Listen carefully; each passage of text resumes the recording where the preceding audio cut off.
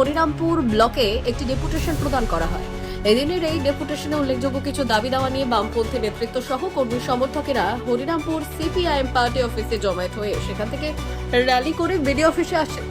এদিনের এই ডেপুটেশনের উল্লেখযোগ্য দাবিগুলি হলো 100 দিনের কাজ খুব দ্রুততার সঙ্গে চালু করা, যদি কেউ 100 দিনের কাজ না পায় তাদের জন্য ভাতার ব্যবস্থা করা, 2 সারের দাম নিয়ে যে কালোবাজারি হচ্ছে তা খুব দ্রুততার সঙ্গে বন্ধ করা, 3 হরিরামপুর ব্লকের বিস্তীর্ণ এলাকার রাস্তাঘাটের বেহাল পরিস্থিতির পাশাপাশি হরিরামপুরের বিভিন্ন এলাকায় জল যাবার ড্রেনগুলো অবরুদ্ধ হয়ে আছে, সেগুলো দ্রুততার সঙ্গে পরিষ্কারের ব্যবস্থা করা, 4 ব্লকের বিভিন্ন এলাকায় পানীয় জলের কলগুলো খারাপ হয়ে পড়ে রয়েছে, সেই খারাপ কলগুলো শীঘ্রই মেরামত করার ব্যবস্থা করতে হবে।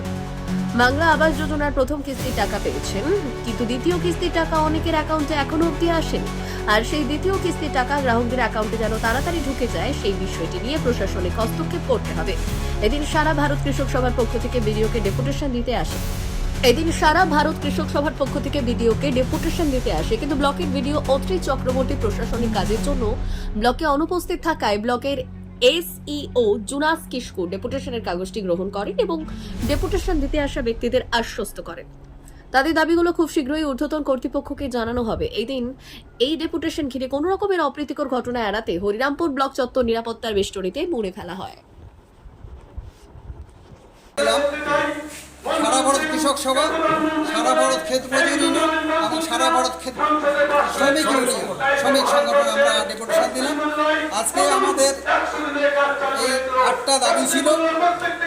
বিডিও সাহেবকে পেলাম না, উনি বাইরে কাজে গেছেন।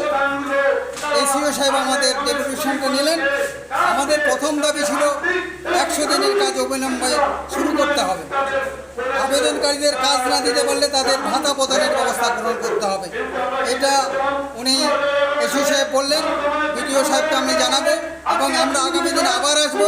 100 দিনের কাজ যেহেতু একটা হাইকোর্ট রায় দিয়েছে সেটাকে কার্যকরী করতে হবে। বিশেষ প্রতিবেদন, উত্তর বাংলার সংবাদ।